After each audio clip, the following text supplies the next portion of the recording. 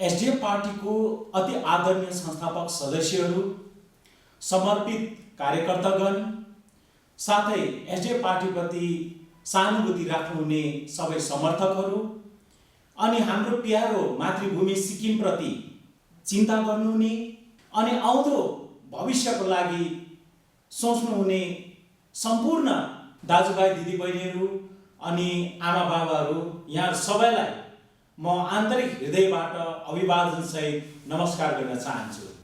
SDF पार्टीको 34औं स्थापना दिवस यसपालि हामी गान्तोकको इन्दिरा बाइपास स्थित एसडीएफ भवनमा हामी मनाइरहेका छौँ र यस पुनित अवसरमा हाम्रो एसडीएफ पार्टीको अति प्यारा नेता, जनप्रिय नेता श्री पवन चामलिङ साहबको उहाँको विशेष उपस्थिति रहनेछ।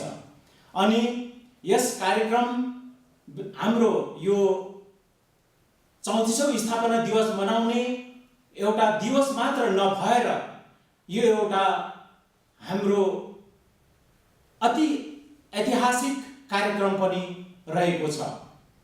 यस पुनित अवसरमा म देव गुरुङ यस समारोह समितिको अध्यक्षको नातामा सम्पूर्ण सिक्किमेली जनगण अथवा बाबा आमा दिदी बहिनीहरूलाई यहाँलाई म हार्दिक आमन्त्रणा गर्न चाहन्छु।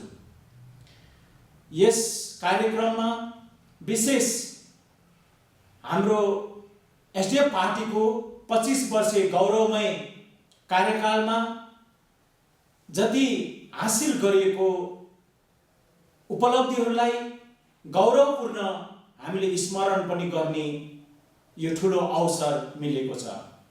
त्यसर्थ सम्पूर्ण सिक्किमका जनगण, हाम्रो पार्टीको संस्थापक सदस्यहरू, हाम्रो पार्टीको समर्थकहरू, हाम्रो पार्टीका सबै मित्रगणहरू, साथै दाजुभाइ दिदीबहिनीहरू, सिक्किमका सबै आमा बुवाहरू सबैलाई यस कार्यक्रममा उपस्थित भएर हाम्रो एसडीएफ पार्टीलाई अनि एसडीएफ पार्टीमा रहेका सम्पूर्ण कार्यकर्तागणलाई अनि सबैभन्दा ठुलो हाम्रो पार्टीको जनप्रिय नेता श्री पवन चामलिङ साहबलाई तपाईहरुको उपस्थिति दिएर तपाईहरुले हामीलाई हौसला बढाइदिनुहुन्छ भन्ने पनि हामीले अपेक्षा राखेका छौं।